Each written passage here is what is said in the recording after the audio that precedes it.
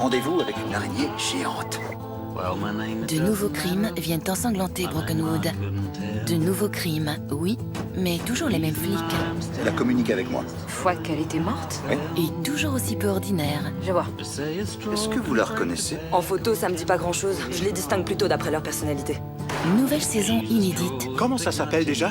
Brokenwood. Ça s'appelle Brokenwood. Brokenwood, votre série anglo-saxonne est de retour tous les dimanches à 20h55 sur France 3. Installez-vous confortablement devant votre fiction avec Imola, canapé et fauteuil de relaxation.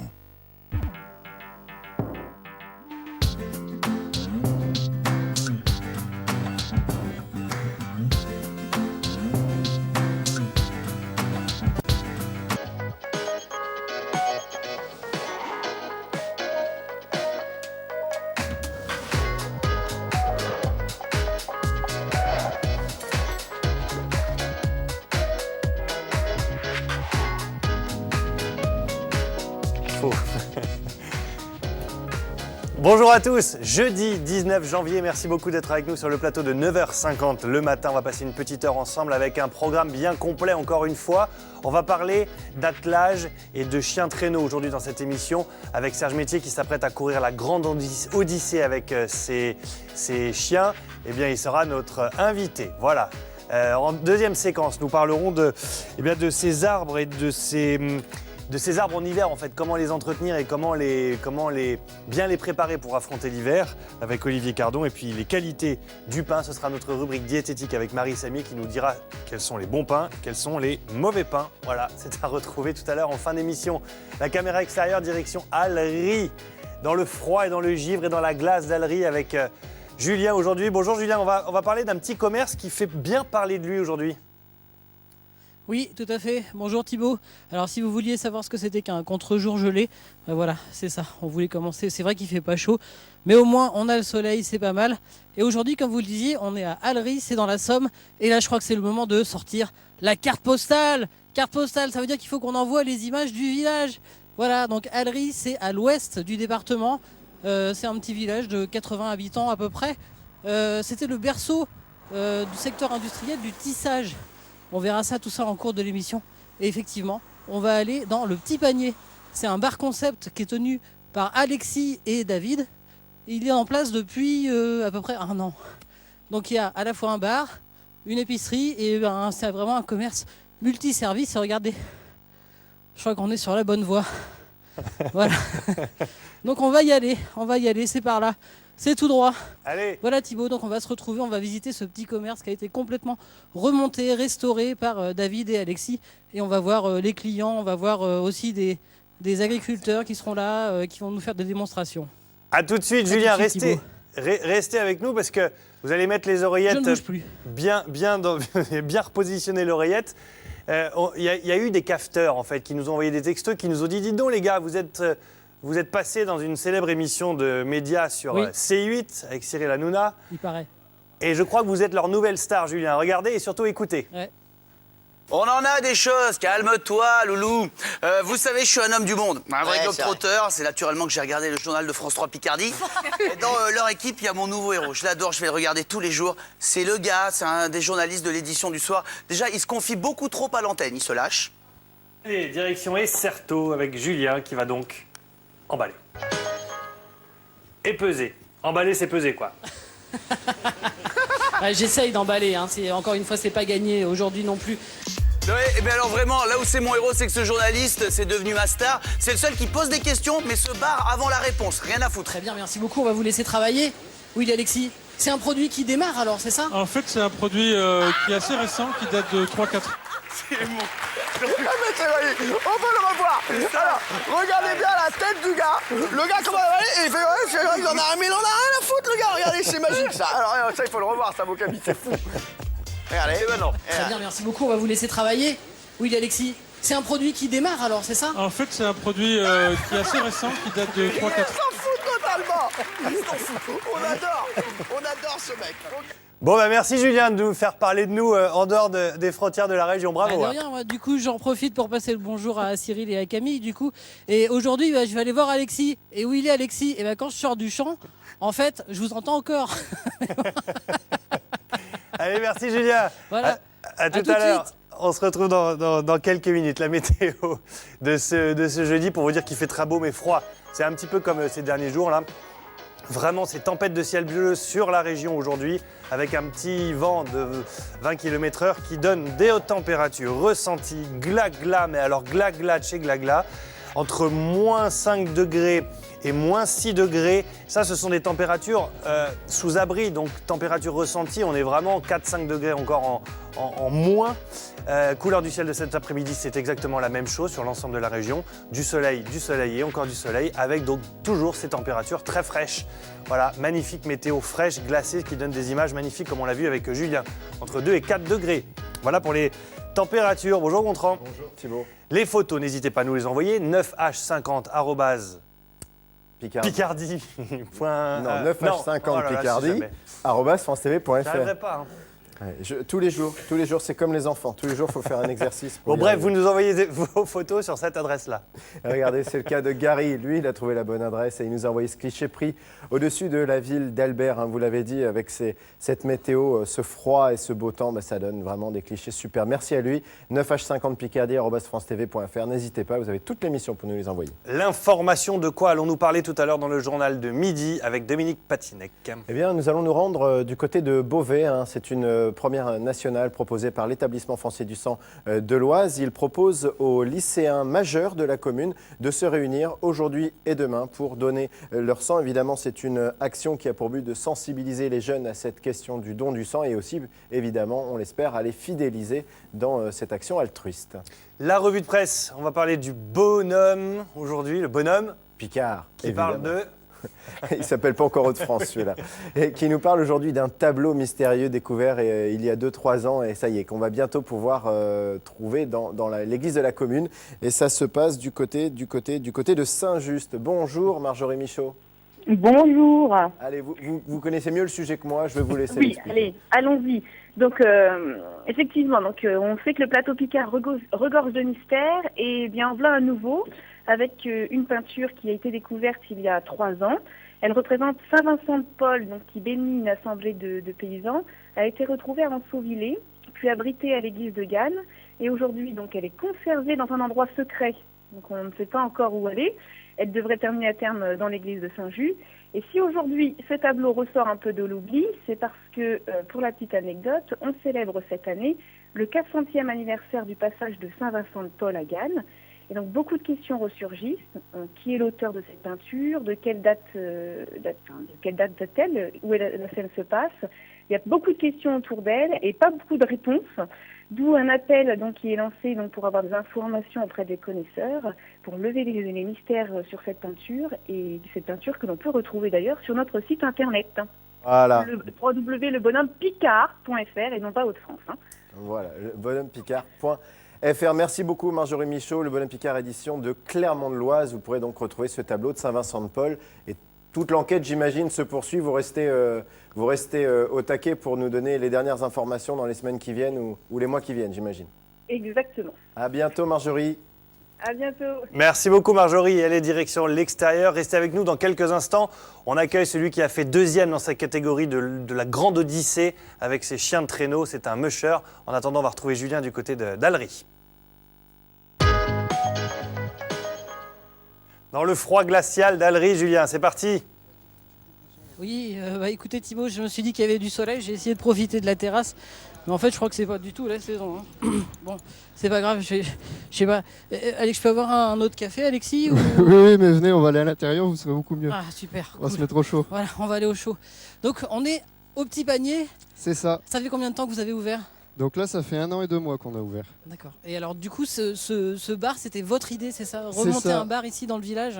Au moment où le dernier commerce a fermé, en fait, j'ai eu l'idée de rouvrir un commerce pour recréer un lieu de vie en fait dans le village.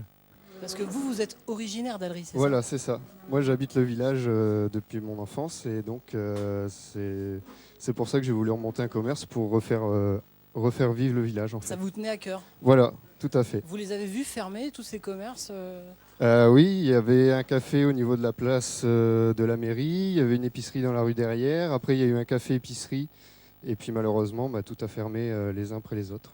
Donc c'était important, c'est un moyen de faire revivre le village. Voilà, tout à fait. Donc du coup, on va peut-être vous laisser passer derrière le comptoir, du coup Oui. je vais peut-être prendre un café, pour le coup. Et donc du coup, les gens ont tout de suite répondu présent. Voilà, c'est ça. En fait, les gens étaient super emballés par l'idée et ils ont répondu présent à l'appel.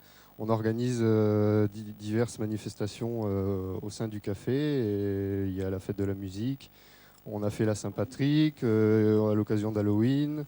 Tout au long de l'année, des événements sportifs. Donc ça permet de faire de l'animation dans le village. Rassembler les gens. Voilà, rassembler les gens. J'ai perdu la question, mince. Oui, alors en fait, c'est cet endroit, vous avez tout réaménagé, c'est voilà, vous qui avez tout refait. En fait, pendant 2 mois et demi, on a transformé cette habitation en commerce, c'est une création totale, pour pouvoir accueillir le bar d'un côté et l'épicerie qu'on verra ensuite de l'autre. Et ça vous a demandé beaucoup de travail? Oui, on a passé par tous les corps de métier, puisqu'on a abattu des cloisons, on a enlevé du torchis, on a cassé des murs, du béton, on a tout détapissé, tout retapissé.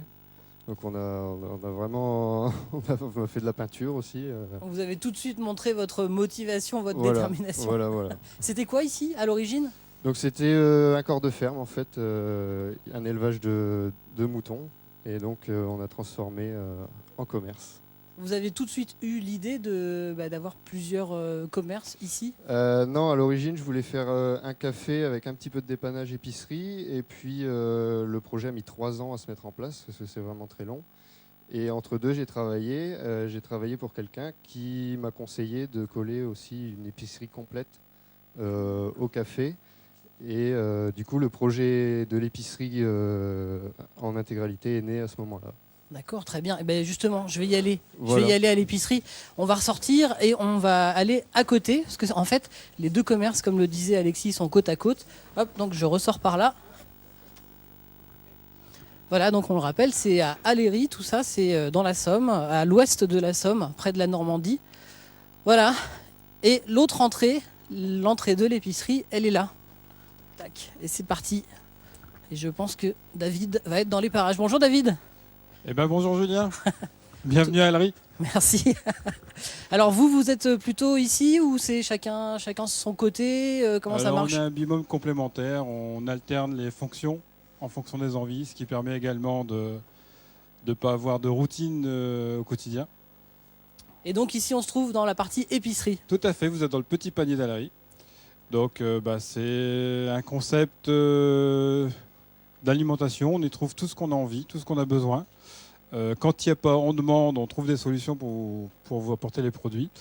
On a développé pas mal de services également, la cordonnerie, le pressing. Ah oui, donc là on voit, donc là c'est des produits alimentaires, mais à côté vous avez toute une gamme de services de proximité. Tout à fait, tout à fait. Tout ce qui peut dépanner, servir. La philosophie de l'entreprise, c'est rendre service, qui est la définition du commerce aujourd'hui. Donc voilà, tout ce qu'on peut mettre en place pour satisfaire nos clients, on le met en place. Donc il y a à la fois le gaz, dépôt pressing, de gaz, ce que vous disiez, on dépôt, photocopie. les photocopies, le pressing, la cordonnerie, la livraison à domicile pour les gens qui ne peuvent pas se déplacer, tout le panel de produits qui est à disposition ici. On fait du dépôt-vente en composition florale avec des artisans locaux. On fait des foulards et des tissages aussi locaux. Des produits locaux en alimentaire, tout ce qui est charcuterie, le fromage du coin. Du coup, ça, ouais, c'est ce qu'on verra tout à l'heure. Mais en fait, votre concept, c'était refaire un commerce vraiment de proximité, que les gens n'aient pas besoin de se déplacer trop loin. Tout à fait. Aujourd'hui, un habitant d'Aléry devait faire 8 km aller-retour pour trouver une baguette de pain, avec cet aliment de base. Et aujourd'hui, grâce à nous, on va dire, ils ont tout ce qu'il faut sur place. D'accord.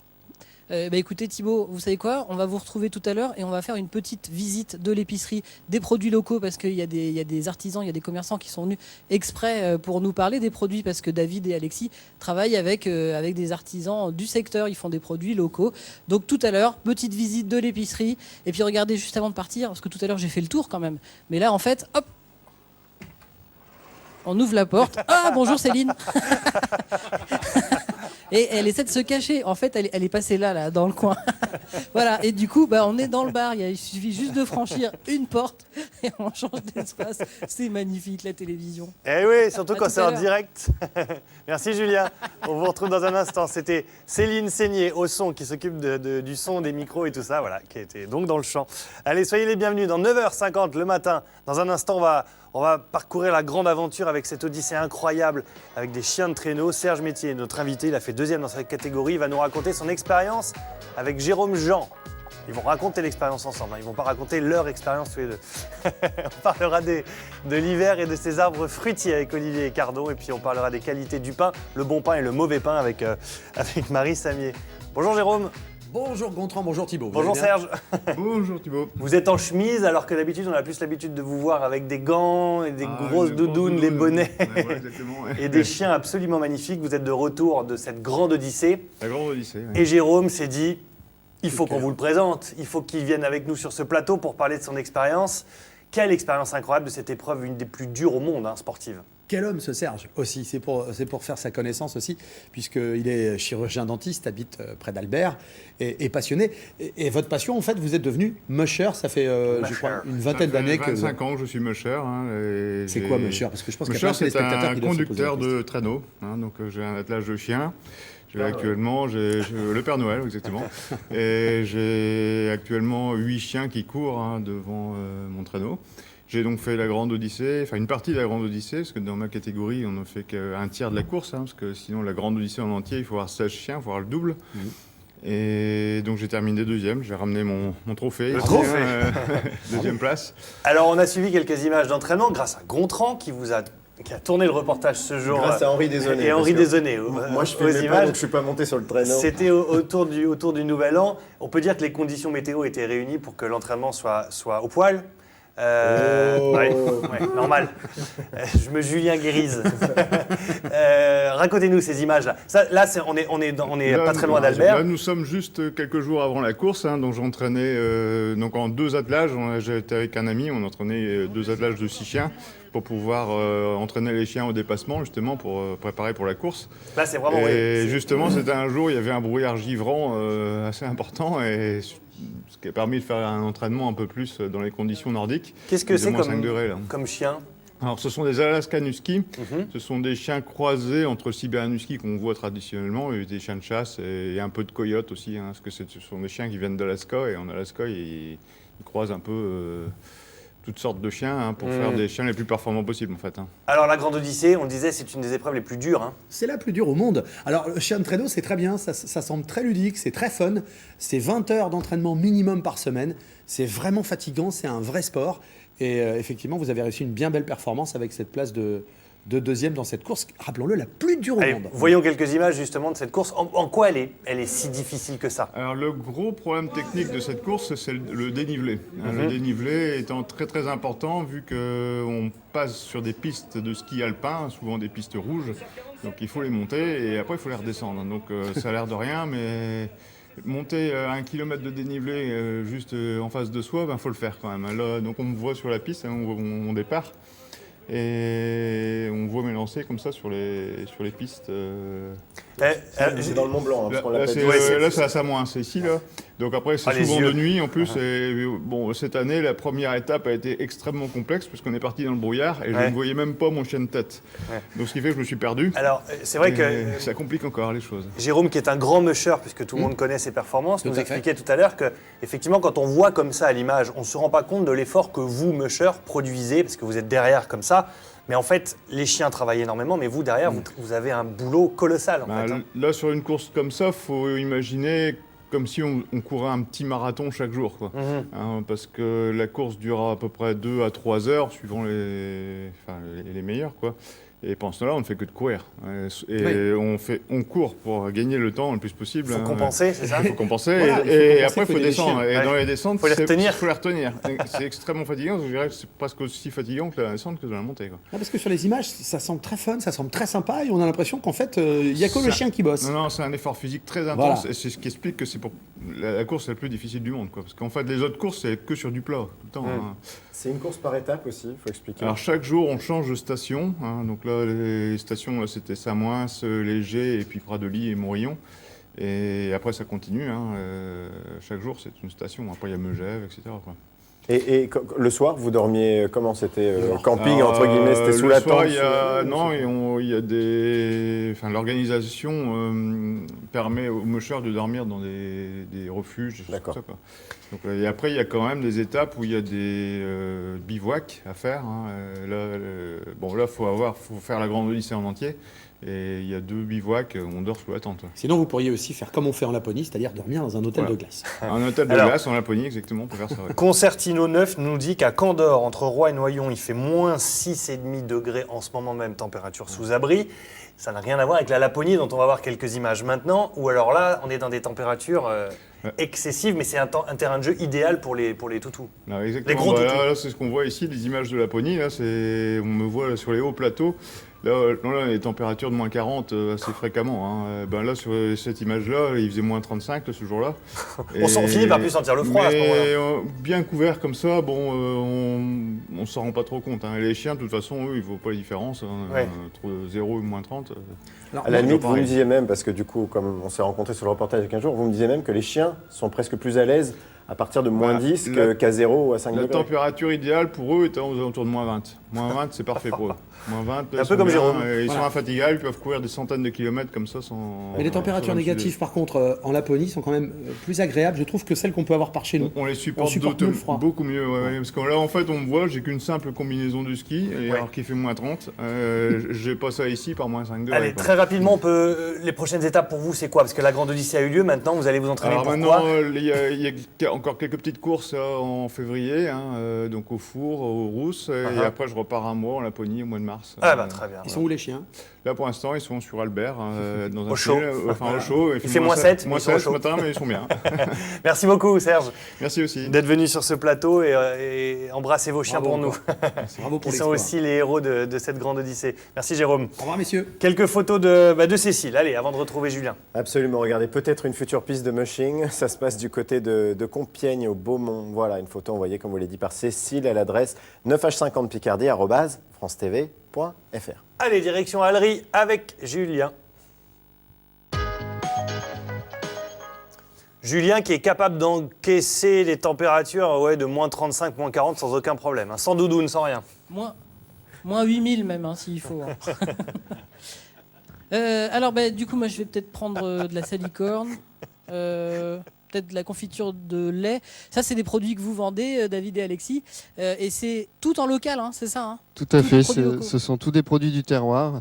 Et aussi un peu de produits de la région Hauts-de-France, pour le coup.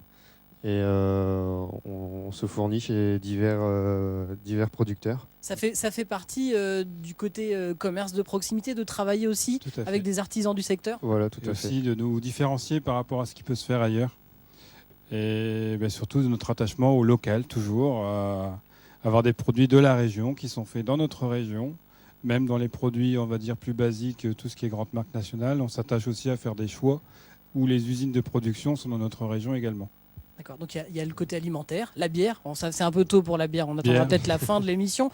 Mais il y a aussi, là par exemple, tout à fait, une dame qui fait des foulards. À 5 km de chez nous. C'est des pièces uniques, faites à la main. Et donc ça, c'est une artisan qui se trouve où? À Mireille-les-Sarts. D'accord, c'est loin d'ici? 3 km. Ah oui, c'est juste à côté. Juste à côté.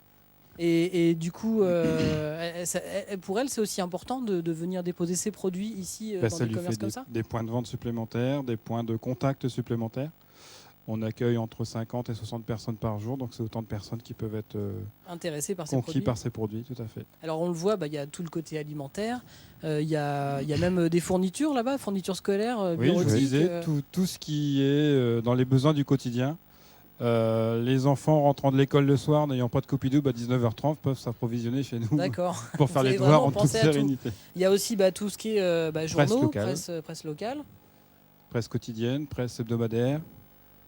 Tout ce qu'il faut aussi pour dépanner, on l'a dit, pour l'alimentaire. L'alimentaire de base. Et puis là, vous avez aussi une petite partie traiteur. Alors, on a également pensé à qu'est-ce qu'on mange ce soir, notamment pour les personnes actives. Quand on a fini ses devoirs, après les copies doubles. Tout à fait, on peut venir s'approvisionner en charcuterie locale.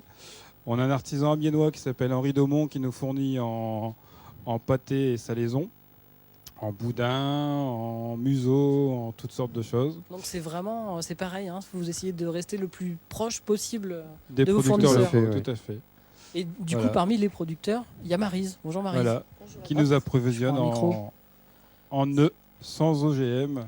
Oui, bonjour. Et c'est important pour vous de faire cette démarche aussi, de vendre vos œufs dans des commerces qui sont à proximité de votre lieu de production? Oui, tout à fait. Et c'est la première fois que je viens voir sur place comment ça se passe dans le petit magasin. Je connaissais David et Alexis. Je les avais déjà vus avant, mais j'étais encore jamais venue dans leur magasin. Et ben voilà, donc moi j'ai 6000 poules et puis j'essaye de vendre le plus possible en direct. Et Voilà. c'est une démarche qui vous plaît de vendre dans des petits commerces comme ça, dans des petits villages? Tout à fait. Il n'y a pas que les commerces, il y a aussi les collèges. Ça, c'est un point fort que je reconnais avoir arrivé à aboutir. C'est la vente dans les collèges et dans les petits magasins comme ça, et dans les restaurants, en Très direct. bien. Merci Maryse. Voilà. On Bonne va journée. continuer par là, parce que je crois qu'il y a aussi un autre artisan qui nous attend pour une démonstration. De fromage, puisqu'on a aussi des fromages locaux. Surgelés, tous les fromages de la dérivés. région sont représentés. Et ça se passe ici, hop, on repasse dans l'espace bar. Et on fait pas que du bar, on fait pas que de la boisson aujourd'hui. Bonjour Joël. Donc vous, c'est pareil, vous vendez vos produits ici dans l'épicerie. Et en plus, aujourd'hui, vous nous faites une petite démonstration. Il est important quand on est producteur du terroir. Problème de micro. Il est important quand on est producteur du terroir d'être présent dans des épiceries locales comme celle-ci. C'est tout à fait notre place. Pourquoi ?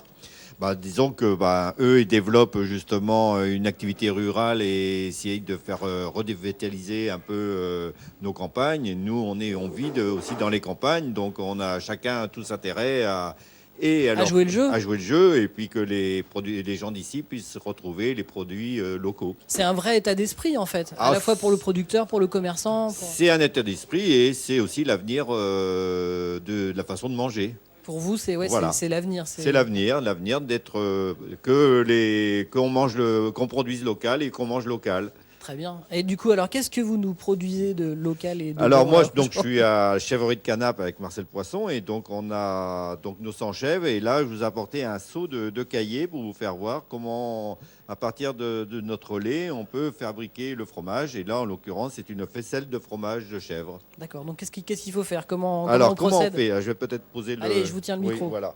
Donc Soyons en fous. fait, il faut prendre le cahier. C'est un cahier qui a été fait de 24 heures et on va le prendre à la louche pour pouvoir le poser délicatement dans cette boîte à trous qu'on appelle faisselle. Et on va après le laisser égoutter tranquillement 24 heures. Au bout de 24 heures, il va être retourné salé et c'est à partir de ce moment-là qu'on a le chèvre frais. Qu'on peut trouver ici à l'épicerie? Et bien sûr qu'on trouve ici soit en faisselle, soit en fromage blanc, soit en chèvre frais. D'accord, merci Joël. Du coup, Alexis ou David, vous pouvez nous montrer le fromage? Il est là quelque part? Bien sûr, il est là juste Allez au vite, frigo. on y retourne. On va voir à quoi ça ressemble au final. Alors, Parmi voilà. les fromages. Les deux étagères sont destinées exclusivement au fromage de Joël. Donc on Et il retrouve est le là. fromage de la chèvrerie, on retrouve les bicotins, les crottins. Parfait. Impeccable. Bon, on va pas en faire tout un fromage non plus parce qu'a priori on n'a plus le temps. Donc voilà Thibaut, on va continuer tout à l'heure. On va revenir un peu sur l'histoire d'Allery, le village, parce que comme je le disais tout à l'heure, c'est le berceau d'une industrie. On aura un passionné d'histoire pour nous en parler. À tout à l'heure. À tout à l'heure, Julien. On vous retrouve dans un instant. Le temps pour nous de parler de ces arbres fruitiers qui, en hiver, sont très heureux, à condition qu'on en prenne soin et qu'on s'en occupe. Bonjour Olivier. Bonjour, oui, c'est Merci. vrai. Merci d'être avec nous. C'est pas forcément le moment pour les tailler, ces fameux arbres fruitiers. Par contre, on peut les protéger contre les maladies et notamment, il faut les nettoyer pour ça. Oui, voilà, Ça c'est paraît les fou. nettoyer. Bon, là, en ce moment, pour utiliser l'eau, c'est un peu froid. Ouais. Hein, mais disons, dès que ça va radoucir un peu, on peut les nettoyer. Bon, il y a la première méthode, c'est à la brosse et à l'eau, donc c'est un peu fastidieux. Mais je préconise, j'ai fait ça il y a longtemps, hein, quand j'ai appris le métier, au nettoyeur haute pression. Ça enlève les mousses, les insectes, les maladies. Et ça marche très bien. Ça ne touche pas Disons l'écorce. qu'il faut régler. Hein. Après, plus l'arbre est jeune, l'écorce est fine, donc il faut doser tout doucement. Par contre, les écorces épaisses, il n'y a pas de risque. On nettoie quelle zone de l'arbre? Tout le tronc, le tronc principal, puis le début des branches. Et voilà, donc après, par contre, je préconise, on peut le laisser comme ça, mais moi, le lait de chaux, c'est-à-dire blanchir les troncs Alors il y a le lait de chaux, hein, en fin de compte, ça va être utilisé, comment On a une photo pour illustrer ce que ça va être utilisé justement là contre les maladies et les insectes, hein, parce qu'en général l'hiver il y a pas mal de maladies, le chancre et d'autres maladies d'insectes qui sont dans l'écorce et qui justement sont favorisés par le froid, la glace, vont écarter l'écorce et va permettre la maladie à rentrer. Alors la chaux est un antiseptique. Alors là, concrètement, c'est quoi comme formule? Alors, il y a deux possibilités, hein. Il y a le blanc arboricole qui est vendu dans les magasins spécialisés. Et sinon, en coopérative, vous allez trouver la chaux agricole. Mais là, c'est quand même assez dangereux parce que c'est quelque chose qui brûle. Donc, il faut mettre des gants, des lunettes. Alors, vous mettez une dose de chaux pour 3 doses d'eau. D'accord. Vous mélangez. On fait une espèce de ciment chaud. Par contre, dans un seau en fer, parce que ça chauffe, c'est énorme, hein, ça chauffe. Dans un seau en fer, vous mélangez, vous laissez reposer la nuit. Après, le lendemain matin, vous remettez un peu d'eau pour avoir une consistance un peu de peinture. Et si vous voulez même améliorer le procédé, vous pouvez rajouter du savon noir. À peu près 250 ml de savon noir pour 5 litres d'eau. D'accord. Et on l'applique comment après? Au pinceau, mais surtout avec des gants et autres. Et ça, c'est efficace. Hein. Ça, en fin de compte, on n'a plus besoin d'utiliser quasiment de fongicides et d'insecticides. D'accord. Vous disiez que ça chauffait parce que c'est la réaction chimique qui fait C'est la réaction chimique. Hein, donc un seau en plastique, ça le fait fondre. Oui, ça le fait fondre. Voilà, c'est pour vous dire, oui, ça chauffe. Donc, en ce moment qu'on a froid, ça serait pas mal. on le nettoie d'abord à haute pression et après on met ça. On met ça. Et comme ça, voilà. Et voilà, là, c'est un autre. C'est peut-être un pommier ou un poirier, justement. Vous voyez, c'est une note et ça empêche, vous avez des fissures, de la taille, tout ça. Ça protège, le fruitier. Et ça disparaît avec parce que c'est quand même pas très joli non plus. C'est pas très joli, mais par exemple, moi, je l'ai utilisé en ornement. J'ai taillé des lauriers fleurs, en fin de compte, à la façon japonaise. Le bois est noir, ça assombrit. J'ai éclairci le bois avec la chaux. D'accord. Par contre, la chaux, elle peut avoir un autre effet. Hein. C'est contre l'échaudage. L'échaudage, quand vous taillez des arbres, l'écorce apparaît au soleil. Les arbres sont comme l'être humain, attrapent des coups de soleil. Donc ça tue l'écorce. Vous blanchissez l'écorce, ça empêche l'échaudage. Souvent, on trouve c'est de la crème solaire, quoi. C'est un peu une crème solaire. Souvent, dans le commerce, on trouve des paillasses, des trucs comme ça, ou même des bambous pour protéger le tronc, qui sont coûteux, que la chaux, ça coûte pas grand-chose. Je sais plus ce que je voulais dire. J'étais parti sur un truc très précis. Il n'y a pas de risque, vous disiez, hormis, on met des gants? Non, il faut mettre des gants, protection de lunettes et autres. Par contre, pour améliorer le processus, parce que voilà, moi je continue, je fais comme chez moi. Mais j'avais un truc super précis en plus. Alors pour continuer et améliorer, on peut aussi installer pour faire des nichoirs à insectes. Là, c'est ce qui est des insectes qui vont nicher dedans. On met ça dans les branches. Hein. Vous voyez, hein, alors vous avez des tiges creuses. Vous allez avoir plusieurs insectes qui vont vivre dedans, qui en fin de compte vont manger les auxiliaires. Donc ça permet de continuer. Alors là, vous avez des tiges creuses.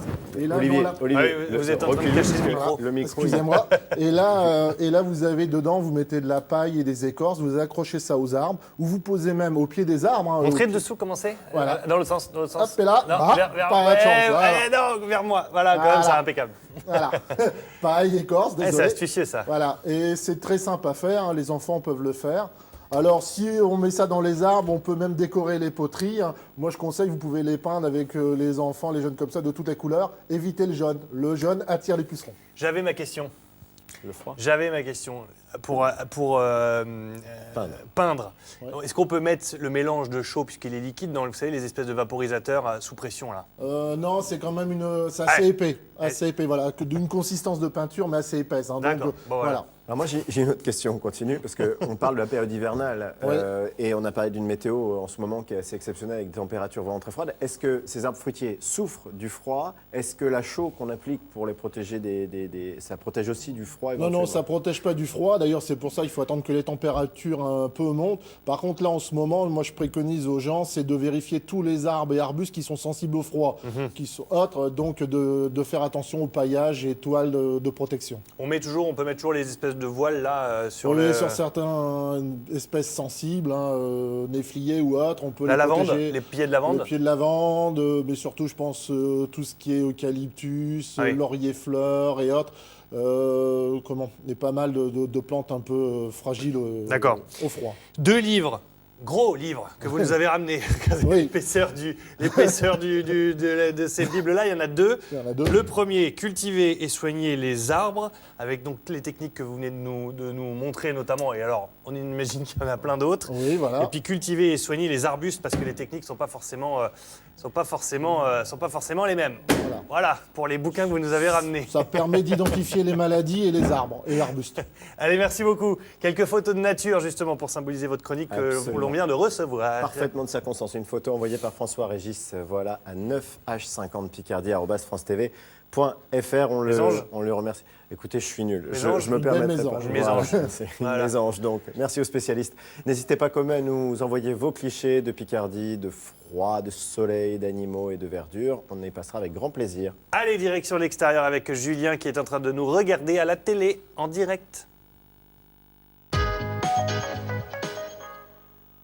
Allez Julien, c'est à vous et on est en décalage, vous pouvez le voir puisqu'on est donc en direct là sur ce plateau et un petit peu moins en direct dans l'autre écran. Mais qu'est-ce qui s'est passé, Thibaut? Faites attention, hein, vous n'êtes pas à l'abri de finir dans... vous savez quoi, hein. Oui, donc du coup, on est repassé dans l'espace bar. Et comme vous le voyez, il y a déjà quelques clients qui sont là. Bonjour. Bonjour. Comment ça va bien? Oh, ça va bien et vous? Ça vous a plu tout de suite ce bar, la réinstallation d'un bar à Aléry? Ah oui, bien sûr, oui. Je suis le chef de musique ici et on répète juste à côté. Et c'est vrai qu'un concept comme celui-ci à Aléry, c'était vraiment très important puisque après la répétition le samedi, ça nous arrive de nous retrouver tous ici pour partager. Pour boire du café? Entre autres, avec modération. C'est l'occasion de faire revivre le village, un bistrot comme celui-là? Oui, je pense que l'idée était très, très, très bonne venant de David et Alexis. Et je pense que ça va marcher. Bonne chance à eux. Merci. On va continuer. Bonjour, monsieur. Bonjour. C'était important, comme le dit monsieur, ce petit commerce? Non, parce que tous les jours, je viens chercher mon pain. Je passe, je fais ma promenade en même temps. Et ça relève le village. C'était très, très, très important. Il faudrait même qu'il y ait un médecin qui vienne. Parce que ça manque aussi. Il faut faire revenir les commerces ici, dans le secteur? Oui. Et eux, ils ont vraiment été courageux de venir s'installer ici. Oui, Alexis, vous êtes jeune pour vous lancer dans une aventure comme celle-là? Oui, j'ai 26 ans. Mais je suis d'une famille de commerçants et ça m'a toujours donné envie de faire ce genre de choses. Et pour mon village, c'était une très très belle occasion de le faire en fait. Et vous vous êtes senti porté par les habitants qui vous ont encouragé? Oui, il y a eu un enthousiasme direct de la part de la population. Ça a été vraiment très très chaleureux de leur part. On a aussi toutes les associations avec qui on travaille régulièrement et ça met de la chaleur dans le village. Ça devient un vrai point de rencontre. Tout à fait, oui, ça devient un lieu d'échange, de partage, de rencontre et de plein de belles choses. Parce que du coup, vous organisez des soirées, voilà. Mais il y a aussi les associations qui se servent de ce lieu pour venir, pour faire les âgés. Pour faire plein de choses diverses dans le village, ici et à l'extérieur dans le village. Ouais. Et justement, la transition est toute trouvée. Hop, on tourne un peu. Mais qu'est-ce qui s'est passé là? La table est remplie de papier. Bonjour Christian. Alors vous êtes président de l'association historique du secteur.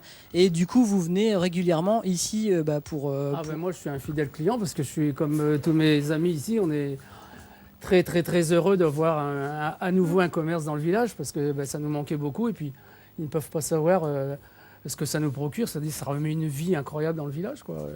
C'est un point de rencontre, mais je crois que tout a été dit juste avant. Alors, voilà. Oui, du coup, il y a eu à une autre époque, Aléry était très connu sur un secteur industriel dont vous allez nous parler, et les commerces fleurissaient ici. Alors ici, on vivait en autarcie. Jusque dans les années 1970, pratiquement, on ne sortait pas du village. On avait tout ce qu'il fallait à Aléry. Que ce soit des boulangers, des épiceries, il y avait 8 ou 10 cafés, il y avait tous les corps de métier. On n'avait pas besoin de sortir d'Aléry pour vivre, en quelque sorte. Et en plus de ça, donc, on avait la chance d'avoir une industrie qui fonctionnait très bien, c'est l'industrie du textile. Il y avait 7 usines implantées dans le village. Et ça fait vivre tous les gens d'Aléry, pratiquement tous les jeunes de l'école, à la sortie de l'école, au moment du certificat d'études. on partait presque tous travailler dans les usines ici. Hein, il y a eu jusqu'à 350, 400 employés jusque dans les années 1960-70. Après, il y a eu un déclin parce que... Et ça a commencé comment, l'aventure du textile et du tissage ici? Alors en fait, l'industrie, ça remonte très très loin, puisqu'en 1750 déjà, on retrouve dans les archives municipales des traces de tisserands à Allery, parce qu'il faut savoir que pendant une centaine d'années, dans beaucoup d'endroits de la région, dans beaucoup de villages en tout cas, dans beaucoup de foyers, on avait, je vais schématiser, mais une vache et un métier à tisser en bois où on fabriquait déjà de la toile. Tout ça, c'était avant la modernisation. Il y a eu deux sortes, il y a eu deux étapes. Il y a eu celle qui s'est produite en 1880 où on a regroupé déjà tous les gens qui savaient, les tisserands, dans des usines. Et là, c'est la création des usines que vous voyez là. Déjà, là, c'est une vieille photo, elle n'est pas très, très claire. Mais c'est une construction d'une usine à côté, celle d'à côté, l'usine Niquet. Et on a regroupé tous ces gens-là avec un seul métier. Et après, au fur et à mesure des années, il y a eu une modernisation, l'électrification. Et là, naturellement, il y a eu moins d'employés à Allery, puisque dans les années 50, je crois qu'il n'en restait plus que 150, 200 dans les usines, mais il y avait encore 200 emplois. Voilà. Et du coup, ce commerce à Allery, c'est l'occasion de faire revivre le métier, parce que j'imagine que le secteur industriel, c'est plus trop d'actualité. Mais du coup, c'est une occasion de rassembler les gens. Ce commerce? Oui. Ah, évidemment. Je pense, et puis bon, j'espère qu'à travers ça, ça donnera peut-être l'idée à d'autres de venir s'installer dans la région, parce qu'il y a encore des bâtiments vides. Hein, toutes les usines, sur les 7 qui existaient, il y en a encore pratiquement 4 ou 5 en relativement bon état. Hein, j'espère que ça va leur permettre de redonner un coup de fouet au village. Grâce à eux, ils y sont sûrement pour quelque chose. Merci Christian, voilà, le message est passé. Donc à Allery, il y a encore beaucoup de place pour faire venir des commerces, donc n'hésitez pas. À tout à l'heure Thibaut pour la conclusion. À tout de suite Julien, oui effectivement, on se retrouve pour le mot de la fin. Le temps pour nous de parler du pain. Le pain, en un chiffre, si on parle de la baguette en France, il y a 320 baguettes qui sont consommées par seconde, ce qui donne à peu près un chiffre de 10 milliards de baguettes en France par an, soit 160 grammes par Français par jour qui consomment de la baguette, ce qui est énorme. Donc le pain est évidemment un enjeu nutritionnel. Marie, bonjour. Bonjour Gontran. Le pain, c'est un aliment indispensable et incontournable dans la bonne gastronomie française. Tout à fait. C'est vrai que le pain est indispensable pour nous en tant que Français. Et quand on voit dans les pays même étrangers, c'est vrai que le pain même français, c'est vraiment quelque chose, quoi. Donc le pain est riche, c'est un féculent, comme la base des pommes de terre, des pâtes. Donc c'est la base de notre alimentation. On doit manger principalement dans la journée la base de féculents. Donc le pain est indispensable, surtout sur notre petit déjeuner en général, le matin. Quels sont les bons pains et les mauvais pains? Vous nous avez ramené quelques-uns.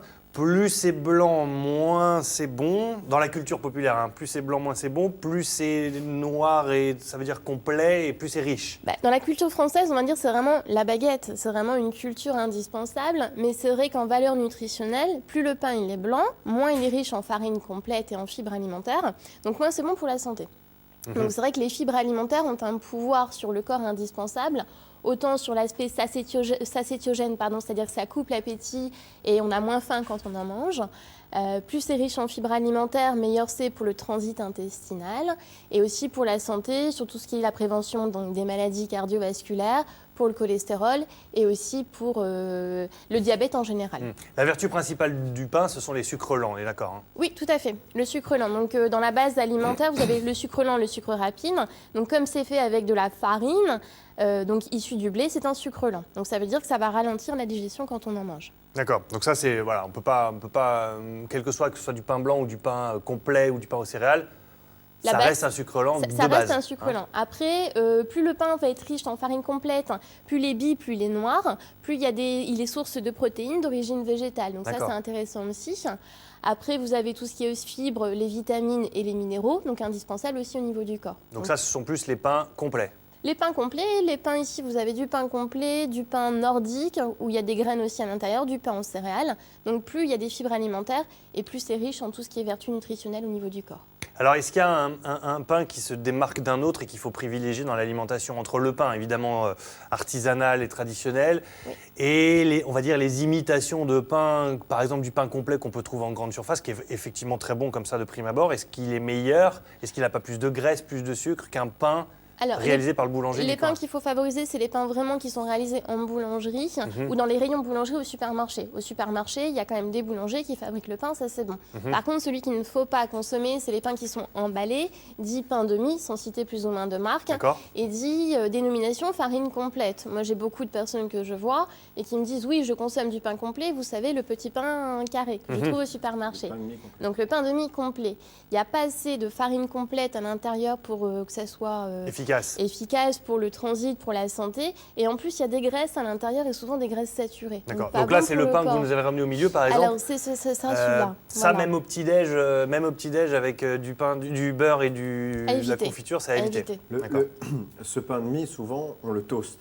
Oui. Est-ce que le fait de toaster, et ça je pose la question pour tous les pains, est-ce que c'est moins bon? Est-ce que ça fait perdre des qualités au pain? Est-ce que c'est mieux? Plus vous allez griller le pain, plus ça va passer en digestion. En fait, si vous prenez par exemple l'aspect des petites grillettines qui sont ici, en fait, les pains grillés, plus le pain il est cuit et recuit, d'où la dénomination bi, les biscottes, en plus ça passe en digestion. Bi, ça veut dire double cuisson. Passer en digestion, ça veut dire que ça se digère plus facilement. Ça se digère beaucoup plus rapidement, en fait. Si vous prenez un pain qui est juste toasté comme ça, il va passer plus en digestion qu'un pain qui est non toasté, mais ça sera bon. Et la biscotte passera encore plus vite en digestion. D'accord. Donc c'est aussi des choses à prendre en considération pour le rassasiement, en fait. Donc pour un petit-déj, on va dire efficace, parce que c'est peut-être là qu'on consomme aussi le plus de pain, on privilégie soit le pain complet, soit le pain en céréales traditionnel. On évite quand même globalement les grandes surfaces. Tout à fait, parce que ça va être beaucoup plus riche en matières grasses et donc beaucoup plus calorique. Et plus ça va être riche en matières grasses, plus ça va passer en digestion. Donc l'intérêt de manger des pains spécifiques, c'est autant pour maintenir son poids, avoir un équilibre sur le cholestérol, sur le diabète aussi, parce que ça régule les glycémies, le taux de sucre dans le sang, l'aspect des fibres alimentaires.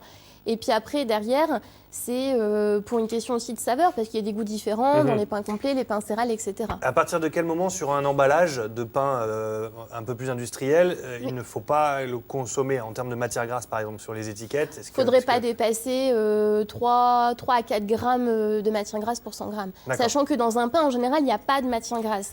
Après, plus le pain est riche avec des petites graines, plus il peut avoir un peu de matière grasse, mais c'est normal parce que c'est dans les graines en général où il y a un petit peu de lipides quand même. D'accord.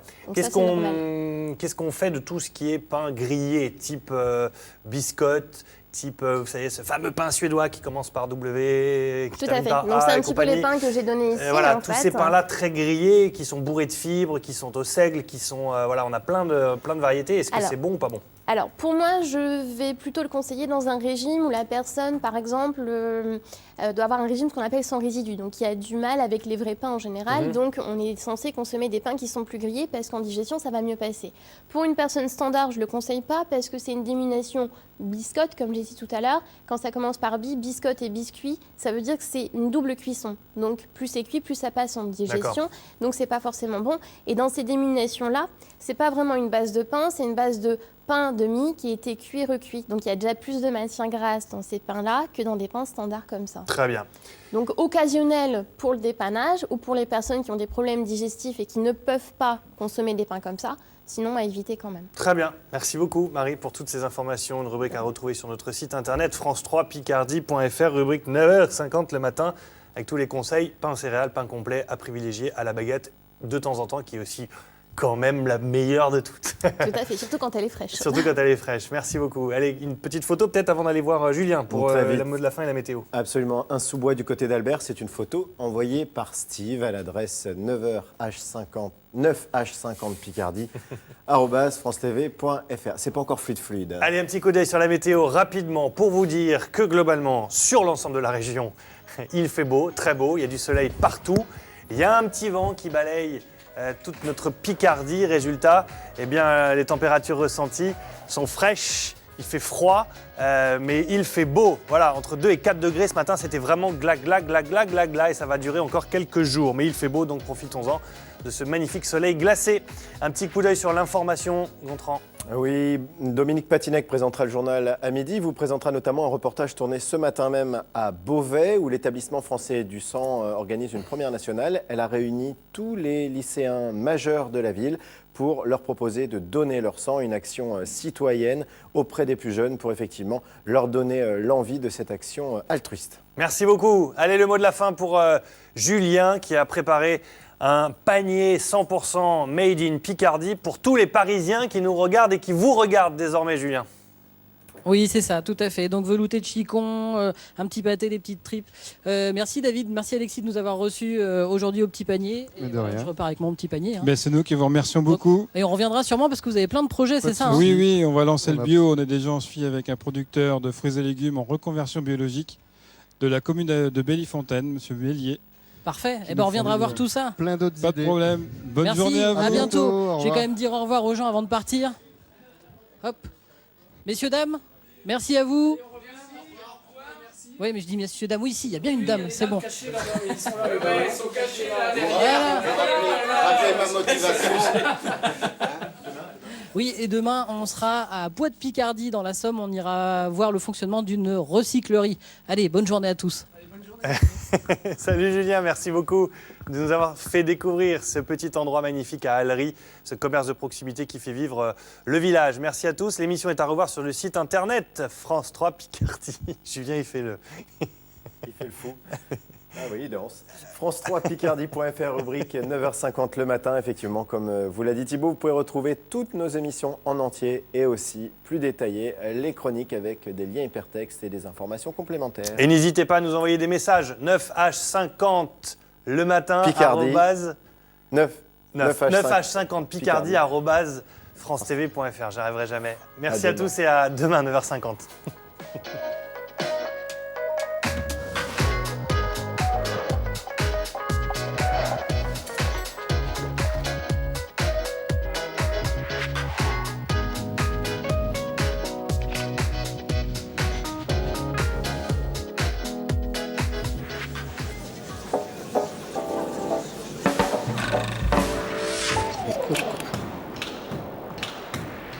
Festival Tendance Europe. Une ouverture sur ce qu'il y a de plus singulier et de plus marquant au-delà de nos frontières.